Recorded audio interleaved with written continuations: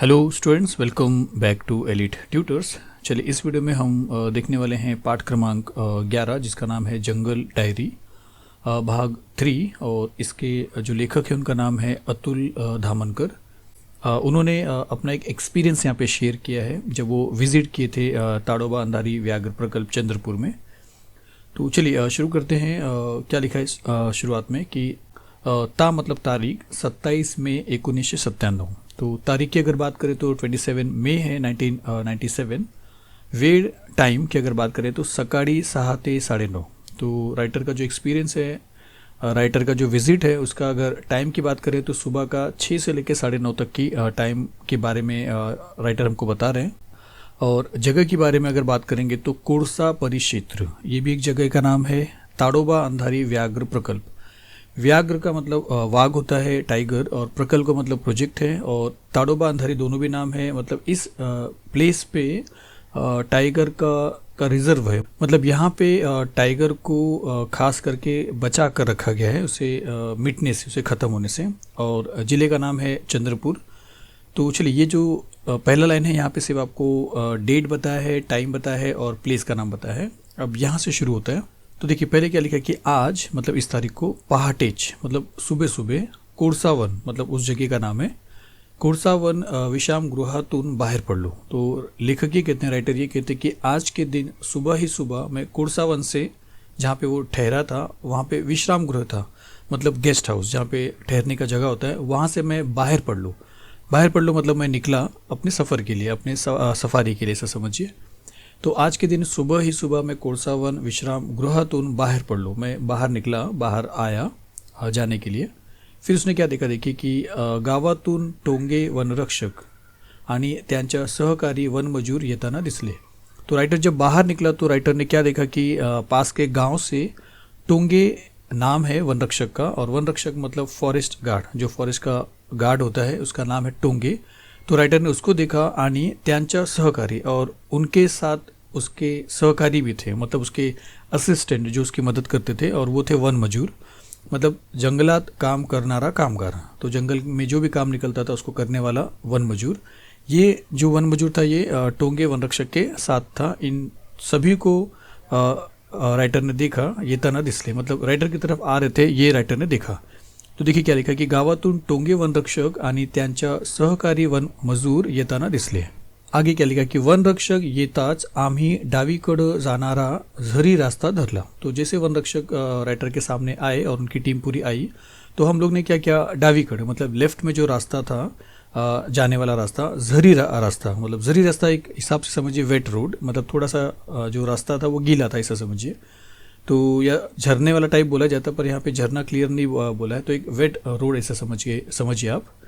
तो वन रक्षक ये था, जैसे वन रक्षक आए तो हम लोग लेफ्ट की तरफ जाने वाला एक झरी जो रास्ता था उसको धरला मतलब पकड़ा, मतलब उस रास्ते की तरफ निकले। समोर चालनारा वन मजूर, तो हमारे सामने, हमारे आगे चल रहा था वन मजूर, जो यहाँ पे हमने देखा। तो समोर चालनारा वन मजूर अचानक थबकला। तो चलते चलते क्या हो गया कि आगे जो वन मजूर जा रहा था वो अचानक थबकला मतलब रुक गया, थांबला। तो चलते चलते वो अचानक रुक गया। मी प्रश्नार्थक नजरेनं पाहिले, तो वो अचानक उसको रुकते देख मेरे दिमाग में प्रश्न आ गया, और उस प्रश्न वाले नज़र से मैंने उसे देखा। तर त्यानं रस्त्याकडं बोट रोखलं। तो उसने क्या किया वन मजूर ने कि रास्ते की तरफ उसने अपना उंगली जो है रोक लो, मतलब पॉइंट किया, इशारा किया, दिखाया डायरेक्शन। मतलब जो वो अचानक रुक गया तो राइटर के मन में एक प्रश्न आ गया कि क्यों वो रुका। तो उसने प्रश्न भरी नज़रों से देखा, तो वन मजूर ने अपने उंगली का इशारा किया कहीं तो, और क्या लिखा देखिए कि नुकत्याच गेलेल्या एका मोठ्या बिबड्याची ताजी पावलं तिथे उमटली होती।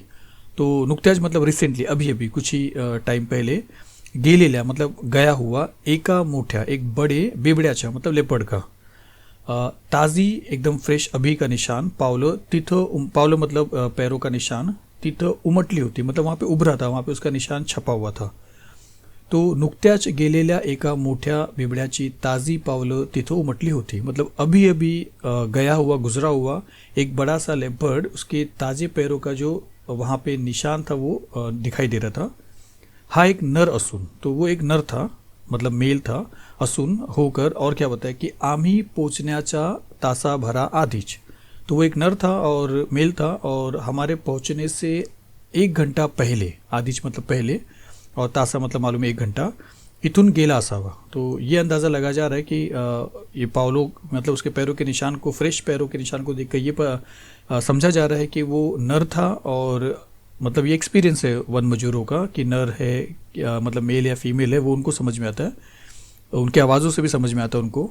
और यहाँ पे एक अंदाज़ा ही लगा जा रहा है कि हा एक नर असून आम्ही पोचण्याच्या तासाभरा आधीच। और हम लोग जब यहाँ पे पहुंचे तो उसके 1 घंटा पहले इथून गेला असावा, यहाँ से वो गया होगा।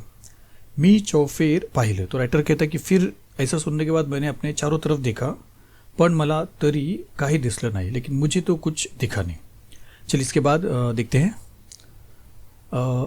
अचानक मला जंगलाच्या कोपऱ्यावर थोडीशी हालचाल जाणवली। तो राइटर क्या बोलते हैं कि जब वो जंगल में चारों तरफ देख रहे थे तो अचानक उनको एक जंगल के एक किसी कोने में थोड़ी सी हल्की सी हालचाल जाणवली।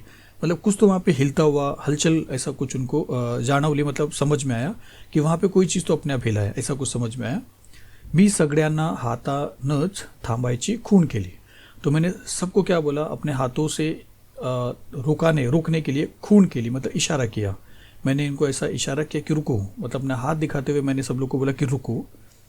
दूरबीन डोळ्यांना लावल्यावर ती हालचाल स्पष्ट झाली। और जब दूरबीन लगाया गया, बायनोकुलर लगाया गया तो आँखों में, तो लावल्यावर मतलब लगाने के बाद ती हालचाल, वो जो हालचाल हो रहा था वहाँ पे, जो भी चीज़ वहाँ पे हिलता हुआ दिखाई दे रहा था, वो अब स्पष्ट हो गया, समझ में आ गया कि क्या चीज़ था वहाँ पे।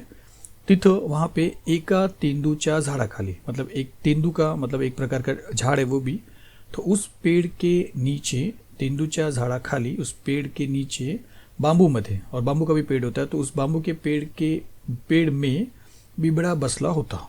वो जो लेपर्ड था वो वहाँ पे बैठा हुआ था, पण लेकिन त्याचा रंग आसपासच्या परिसराशी एवढा मिसळून गेला होता की त्याची शेपूट जर हल्ली नसती तर तो मला मुळीच दिसला नसता।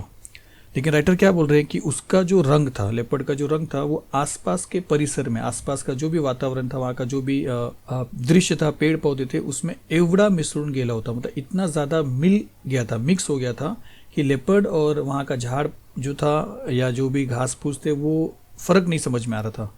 तो वो इतना मिल गया था कि दिखाई नहीं दे रहा था क्लियर। लेकिन यहाँ पे क्या बोला कि त्याची शेपूट जर हल्ली नसती, अगर वो बिबड़ा, वो लेपर्ड अगर अपने दुम को, अपनी शेपूट को, टेल को अगर हिलाया नहीं होता तो मला मुड़ीच दिसला नसता, तो वो बिल्कुल मुझे दिखाई नहीं देता था। तो राइटर का मतलब है कि उसके शेपूट के हिलने की वजह से ही राइटर ने उसको पॉइंट कर पाया था।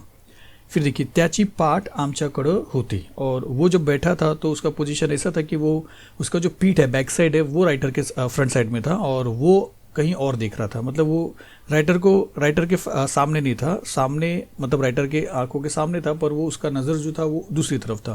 तो उसकी जो पीठ थी वो राइटर की तरफ थी, त्यामुळे त्यानं अद्याप आम्हाला पाहिलं नव्हतं। और यही वजह है कि वो अभी तक, अद्याप मतलब अभी तक, अजून हमको देखा नहीं था, क्योंकि वो दूसरी तरफ देख रहा था। पण तेवढ्यात, लेकिन जबकि ये बात हो रही तभी उसी टाइम पे, पण तेवढ्यात टोंगे वनरक्षकांच्या पाय, जो टोंगे वनरक्षक थे उनका जो पैर था एका वाडक्या काटकीवर पडला। तो वाडक्या मतलब सुकलेला, मतलब सूखा हुआ, ड्राई, और काटकीवर मतलब एक थिन स्टिक, एक पतली सी लकड़ी जो थी, सूखी लकड़ी थी। और टोंगे जो वनरक्षक है उनका जो पैर है उसके ऊपर पड़ला आणि कट असा आवाज आला, और वो लकड़ी के टूटने का कट करके ऐसा आवाज आया। तो क्या हुआ देखिए, तिखट कानांच्या बिबड्यानं, तिखट मतलब शार्प, बड़ी तेज आवाज सुनने वाले कान, तो तिखट कानाच्या बिबड्यानं तो आवाज ऐकताच, तो वो शार्प कान वाला जो सुनने वाला जो बिबड़ा था, मतलब वो जो लेपर्ड था, उसने वो आवाज जैसे सुना ऐकताच वळून पाहिलं, उसने मुड़कर देखा, बैक साइड था तो उसने ऐसा मुड़कर राइटर लोग की तरफ देखा, आणि एका झेपेत तो जंगलात अदृश्य झाला। और वो समझ गया कि उसको कुछ डर हो सकता है, और उसने एक छलांग मारा झेपेत, और वो जंगल में अदृश्य हो गया, भाग गया, मतलब उनके नज़रों से दूर हो गया। चलिए इसके बाद देखते हैं। बिबड्याच्या निरीक्षणांची चांगली संधी हातची गेली म्हणून मी हळहळलो। तो उस लेपर्ड को निरीक्षण करना था, राइटर को देखना था, उसको समझना था, लेकिन उसकी जो चांगली एक अच्छी संधि थी, एक मौका जो आया था उसके पास, हातची गेली, वो हाथ से वो चला गया, मतलब वो मौका उसके हाथों से निकल गया। म्हणून और इसीलिए मी हड़हड़लो, मैं चिंतित झालो, मतलब मुझे चिंता हो गया, अरे इतना अच्छा मौका मिला था उसे देखने का, लेकिन टोंगे वन रक्षक की वजह से वो भाग गया वहाँ से। टोंगे यांना शर्मिंद झाल्यासारखं वाटलं, और यही वजह है कि फिर बाजू में जो टोंगे वन रक्षक थे उनको भी शर्मिंदगी झेलनी पड़ी, उन्होंने शर्मिंदा सर झुका लिया, तो उनको ऐसा लगा कि हाँ मेरी वजह से सब कुछ हो गया। आम्ही लगेच पुढं निघालो। बाद में राइटर बोलते कि हम लोग फिर तुरंत ही आगे की तरफ निकले। थोड्याच अंतरावर रायबाकडं जाणारा रस्ता उजवीकडं ओढत होता। तो थोड़ी दूर पे, मतलब थोड़ी दूर जाने के बाद रायबाकडं, तो रायबा एक जगह का नाम है, वहाँ पे जाने का जो रास्ता था, जाणारा रास्ता उजवीकडं वड़त होता। वो रास्ता राइट साइड की तरफ, उजवीकडं मतलब राइट साइड की तरफ वड़त होता, मतलब टर्न हो रहा था, मतलब वो रास्ता ऐसा राइट की तरफ घूम रहा था, जहाँ जिसको फॉलो करते हुए हम पहुँच जाएंगे रायबाकडं प्लेस के इस जगह के नाव जगह पे। तो थोड्याच अंतरावर रायबाकडं जाणारा रस्ता उजवीकडं वड़त होता, तो रास्ता धरला। तो राइटर ने बोला हमने वही रास्ते को पकड़ा, उसी रास्ते पे हमने चलना शुरू किया, आणि जंगल आणखीच दाट झाल्यासारखं वाटलं। और उस रास्ते पे जब हम आगे गए तो जो जंगल था वो और भी ज़्यादा दाट हो गया, मतलब और भी ज़्यादा घना हो गया, डेंस हो गया, झाल्यासारखं वाटलं, ऐसा दिखाई देने लगा। इथं 2-3 नाले असल्यानं झुडपांची दाटी जास्तच जाणवते। मतलब यहाँ पे 2-3 नाले, मतलब 2-3 वहाँ पे नाले होने की वजह से, जिसके अंदर थोड़े बहुत पानी रहते हैं, असल्यानं झुडपांची दाटी जास्त झाली। वहाँ पे जो झुडुप थे, घास फूस, छोटे छोटे पेड़, थोड़े बहुत बड़े पेड़, ये घने हो गए थे, एकदम ज़्यादा हो गए थे। क्यों? क्योंकि इनको उस नाले से थोड़े बहुत पानी मिलते थे, जिससे वो अच्छे से वहाँ पे उगते थे। तो यहाँ पे वही लिखा है कि इथं 2-3 नाले असल्यानं झुडपांची दाटी जास्तच जाणवते। फिर देखिए क्या लिखा है कि तसंच उसी तरह त्या नाल्यांमध्ये थोडं पाणी साचून राहत असल्यानं, तो उसी तरह वहाँ पे उस नाले में जो 2-3 नाले थे, वहाँ पे थोड़े थोड़े पानी भी थे, मतलब पूरी तरह वो भरा नहीं था, थोड़े थोड़े पानी साचून राहत, मतलब जमा होके रहने की वजह से तिथं कुठलाही वन्य प्राणी दिसण्याची शक्यता होती।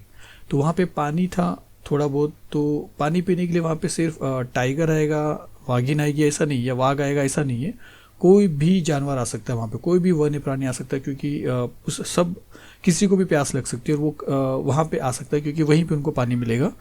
तो यहाँ पे लिखा है की तसंच त्या नाल्यांमध्ये थोडं पाणी साचून राहत असल्यानं तिथं कुठलाही वन्य प्राणी दिसण्याची शक्यता होती। यानी ये मुमकिन था, शक्य था, पॉसिबल था कि कोई भी वन्य प्राणी वहाँ पे आसपास आ सकता है उसके। त्यामुळे और इसीलिए आता सावधपणे पावलं टाकणं आवश्यक होतं। तो राइटर जी कहते हैं कि यही वजह है कि अब अगर हम ऐसे जगह पे आ गए हैं जहाँ पे कोई भी प्राणी आ सकता है पानी की तलाश में, तो आता अब सावधपणे, एकदम सावधानी से पावलं टाकने, पैरों को रखना आवश्यक होते, मतलब बहुत ज़्यादा हमारे लिए ज़रूरी था। चलिए इसके आगे देखते हैं। तो देखिए क्या लिखा की कालच संध्याकाळी विश्रामगृहावर गप्पा मारताना टोंगेंनी मला त्या परिसरात 4 पिल्लं असलेल्या वाघिणीबद्दल सांगितलं होतं। तो राइटर ये कहते हैं कि कल की बात है, शाम की बात है, कि विश्राम गृह पे जब मैं था, गप्पा मारताना मतलब बातचीत करते वक्त टोंगे जो वन रक्षक है उसने राइटर को ये बताया था कि उस परिसर, जिस परिसर की बात अभी हुई, वहाँ पे 4 पिल्लं असलेल्या वाघिणीबद्दल, तो एक वाघिनी है, एक टाइग्रेस है जिसके 4 बच्चे हैं, वो वहाँ पे हैं, ऐसा उसने बताया। किसने? टोंगे ने। तेव्हापासूनच, जब से उसने बताया है तब से, तो तेव्हापासूनच मतलब तब से मला कधी तिथं जातो असं झालं होतं, तो मैं कब वहाँ पर जाऊँ ऐसा मुझे लगता था। फिर देखिए क्या लिखा कि प्रचंड उष्णतेचे दिवस असल्यानं वाघासारखं जनावर पाण्याच्या आसपासच वावरतं। राइटर ये कहता है कि प्रचंड उष्णतेचे दिवस, मतलब अगर दिन में ज़्यादा गर्मी है, ज़्यादा धूप है, तो ऐसे वक्त में असल्यानं वाघासारखं जनावर, अगर टाइगर की बात करेंगे तो ऐसे जानवर पाण्याच्या आसपासच वावरतात। तो ऐसे जानवर ज़्यादातर इन गर्मियों के टाइम पे उनका जो ठिकाना होता है ज़्यादातर वो पानी के आसपास ही होता है। तो वावरते मतलब भटकते, वहाँ पे फिरते हैं उन लोग। तशातच, और उसमें भी लहान पिल्लं असल्यानं या वाघिणीला, और उसमें खास करके वो वाघिणी, वो टाइग्रेस के बारे में बात हो रही है जिसके छोटे छोटे बच्चे हैं। तो तशातच लहान पिल्लं असल्यानं या वाघिणीला त्यांना पाण्यापासून जास्त दूर नेणं देखील शक्य नव्हतं। मतलब अगर इस टाइग्रेस के बारे में समझा जाए, जिसके 4 बच्चे हैं, मतलब ऑर्डिनरी टाइगर्स तो पानी के आसपास रहते हैं, पर ये जो टाइग्रेस है इसके तो बच्चे हैं, तो ये और दूर क्यों जाएगी, क्योंकि अगर बच्चों को प्यास लगा या उसे प्यास लगा तो वो पाणी तुरंत पी सकती है, इसलिए वो उसी तरफ रहेगी. तो या वाघिणीला त्यांना पाण्यापासून जास्त दूर नेण्यात देखील, तो वो निर्णय देखील, मतलब वो बच्चों को पानी से दूर अगर लेके जाती, तो ऐसा आप देखोगे, अगर ऐसा देखते हो तो ये मुमकिन नहीं है, मतलब आप ऐसा नहीं देख पाओगे. अगर वाघिणी के पास बच्चे हैं और फिर वहाँ पे पानी है तो वो दूर तो बिल्कुल नहीं लेके जाएगी, शक्य नव्हतं, मतलब ऐसा तो मुमकिन ही नहीं है. पण लहान पिल्लं असणारी वाघीण ही जंगलातलं सगळ्यात धोकादायक जनावर. और राइटर क्या बोलता है कि लेकिन लहान पिल्लं असणारी वाघीण, अगर कोई टाइग्रेस के पास छोटे बच्चे हैं तो क्या लिखा है कि ही जंगलातलं सगळ्यात धोकादायक जनावर. तो समझिए कि वो जानवर जो है, समझो उस जंगल में सबसे ज़्यादा खतरनाक है अगर उसके पास बच्चे हैं, खास करके वाघिणी के पास. पिल्लांच्या संरक्षणासाठी ही सहज आई, और बच्चों का संरक्षण के लिए, उनका सुरक्षा के लिए, हाँ संरक्षण मतलब सुरक्षा के लिए सजग आई. सजग मतलब जागरूक, मतलब हमेशा वो चौकन्ना रहती, अलर्ट रहती कि कोई इसके ऊपर खतरा तो नहीं आ रहा, क्योंकि उसके बच्चों को उसको ध्यान देना है. तो पिल्लांच्या संरक्षणासाठी ही सजग आई कुणाचा जीव देखील घ्यायला मागं पुढं बघत नाही. मतलब अगर उसने उस टाइम पे, अगर उसके पास बच्चे हैं, उस टाइम पे अगर उसने किसी को देख लिया तो उसका जान ले लेगी, और उसके लिए वो यहाँ वहाँ कुछ देखेगी नहीं, सोचेगी नहीं, मतलब तुरंत वो सामने वाले का शिकार कर देगी. त्यामुळं सुकलेल्या नाल्यात उतरताना माझ्या मनावर एक अनामिक दडपण आलं होतं. और ये सारे सिचुएशन को देख के कि बच्चे भी हैं और वो आसपास पानी के भटकती भी है, और वो ऐसी जो जानवर है वो बहुत ज़्यादा खतरनाक भी होती है और वो किसी को छोड़ती भी नहीं है. तो इसलिए क्या बोल रहा राइटर, बोल रहे हैं कि त्यामुळं सुकलेल्या नाल्यात, और वो सूखे हुए, मतलब आधा कहीं पे सूखा है कहीं पे पानी है, तो सुकलेल्या नाल्यात उतरताना, जब मैं उतरा उस नाले की तरफ अंदर गया मतलब नाले में गया, उतरताना माझ्या मनावर, मेरे मन में एक अनामिक दडपण आलं होतं. तो अनामिक मतलब अनपेक्षित, मतलब मैंने सोचा नहीं था, वैसा दडपण, वैसा एक स्ट्रेस, एक दबाव, एक टेंशन, एक डर मेरे मन में आ चुका था. चलिए आगे क्या लिखा कि 10-12 पावलंच चाललो असू. तो राइटर कहता है कि 10 से 12 कदम में चला था. मला नाल्यातील ओलसर चिखलात मांजरापेक्षा मोठ्या, तो मुझे उस नाले में ओलसर, भीगे हुए चिखलात, मतलब कीचड़ में, मांजरापेक्षा मोठा, एक बिल्ली से भी ज़्यादा, मतलब बड़ा, बिल्ली से भी ज़्यादा बड़ा. चलिए आगे देखते हैं. आकाराची अनेक पावलं उमटलेली दिसली. मतलब उस भीगे ज़मीन पे बिल्ली से भी ज़्यादा बड़े आकार के पैरों के निशानों से दिखाई दिया. मी झटकन पुढं जाऊन वाकून बघितलं. तो मैं तुरंत आगे बढ़ा और झुक कर देखने लगा, उस पैरों के निशान को ध्यान से देखने लगा.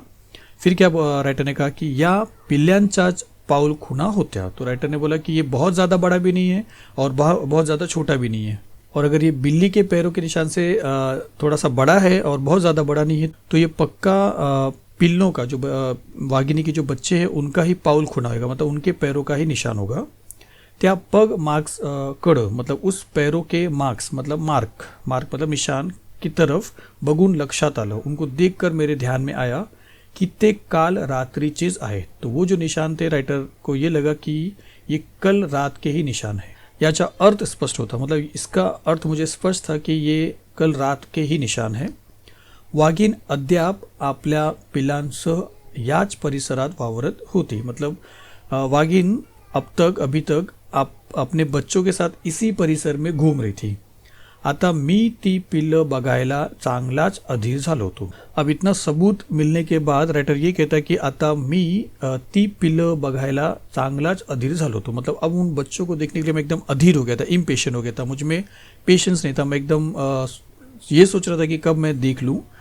इथून सुमारे 100-125 पावलांवर नाल्यात थोडंसं पाणी असल्याचं मला माहीतच होतं. तो राइटर ये कहता है कि यहाँ से लगभग 100 या 125, 125 पावलांवर, कदमों के आगे नाल्यात, उस नाले में थोड़ा सा पानी असल्याचं, मतलब थोड़ा तो पानी होगा ही, मला माहीतच होतं, मुझे मालूम था कि इसके मतलब 100 या 100 कदम के आगे अगर अपन चलेंगे तो उस नाले में थोड़ा सा तो पानी है ही, ऐसा राइटर कहता है कि मुझे माहीतच होतं, मतलब मुझे तो बात पक्का मालूम था.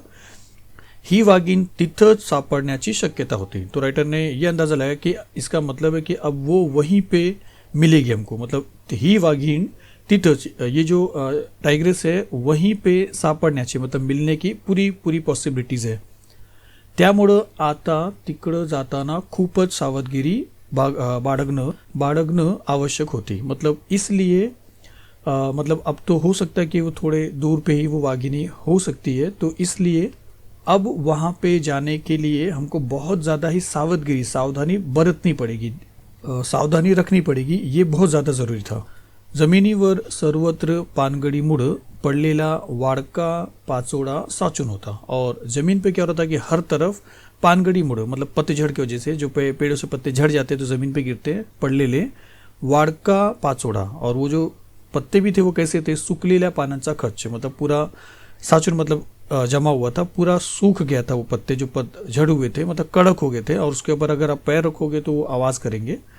और इसीलिए बोला कि त्यावरून पाय न वाजवता और उस पर चलना और पैर का आवाज़ न आना, जाना चलना ही एक मोटीच कसरत होती. ये एक हमारे लिए एक बहुत बड़ा चैलेंज था.